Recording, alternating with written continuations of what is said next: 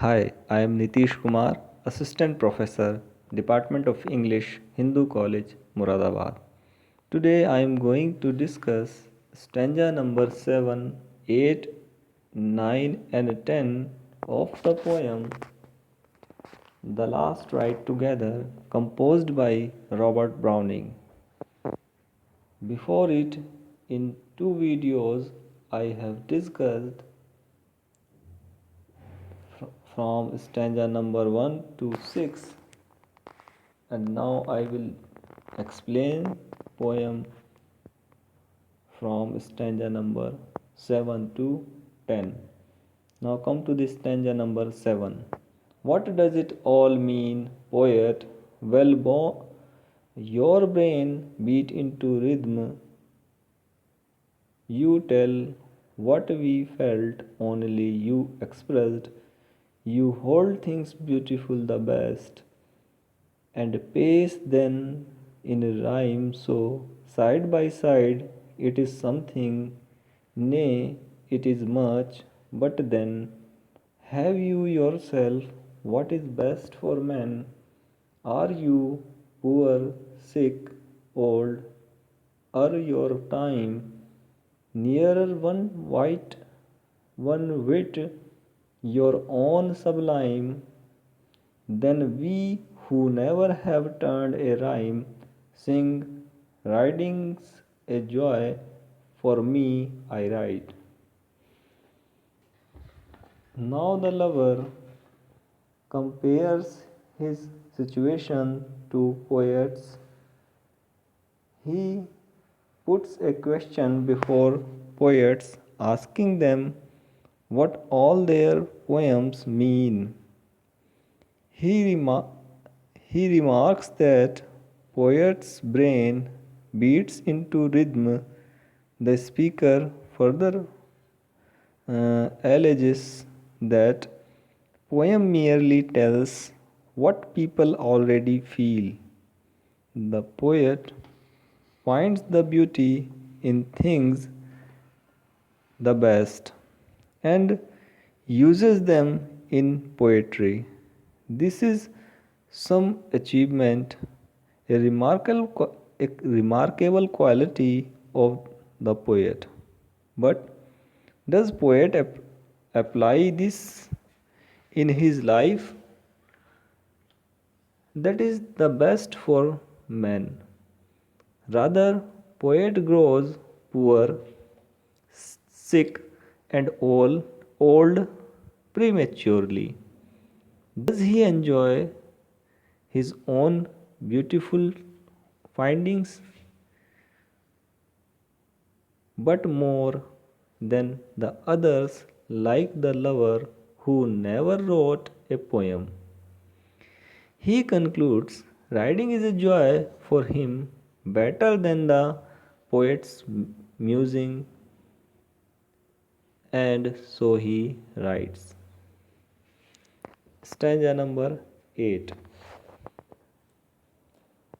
And you, great sculptor, so you gave a score of years to art, her slave, and that is your Venus, whence we turn to yonder girl that folds the burn. You a queen's, and shall I repine? What man of music, you grown grey, with notes and nothing else to say? Is this your sole praise from a friend?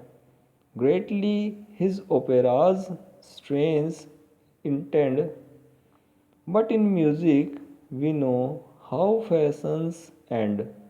I gave my youth, but we ride I in fine. In this stanza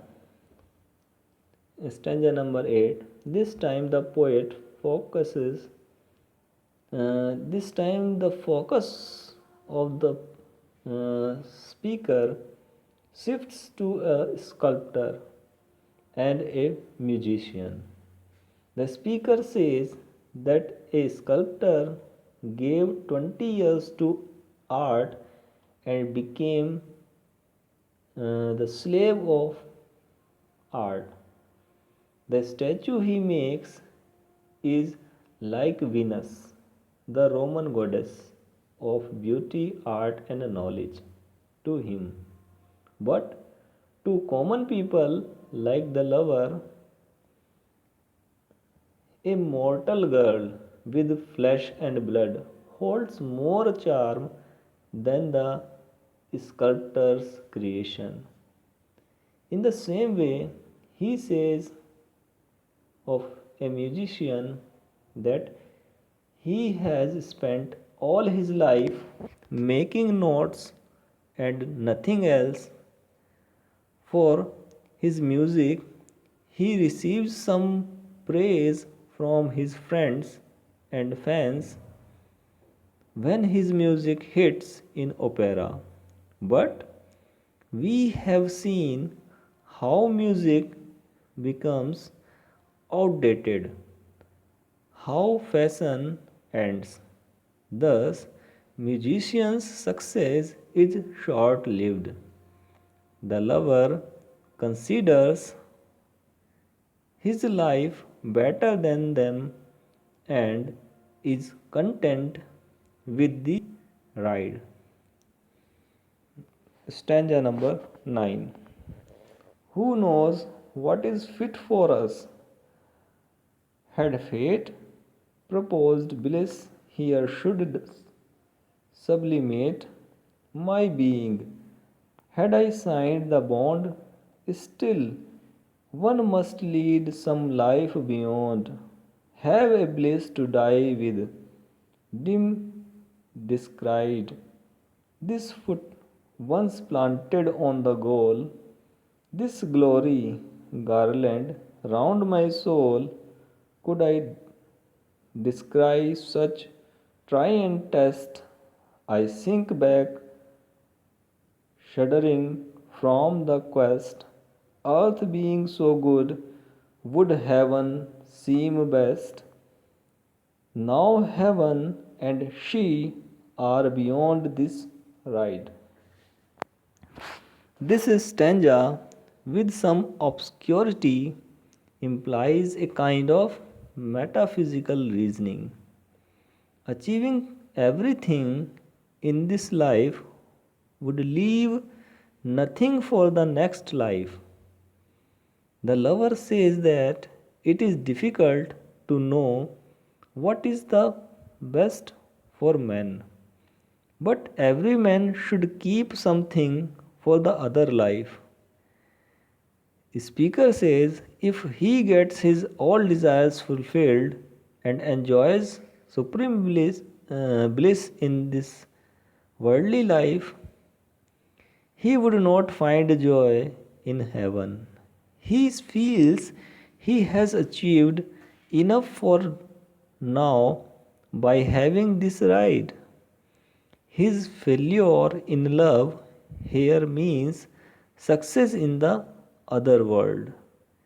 He believes that he and his mistress would reunite in heaven. Stanza number 10. And yet she has not spoke so long. What if heaven be that fair and strong, at life's best, with our eyes upturned, whither life's flower is first discerned, we fixed so, ever should so abide. What if we still ride on, we too, with life of with life forever, old yet new, changed not in kind but in degree, the instant made eternity, and heaven just prove that I and she ride right together forever right. The speaker observes his mistress that she has not spoken a word yet. However, her company has been a heavenly bliss for him. Man has always looked upward in search of heaven in the sky.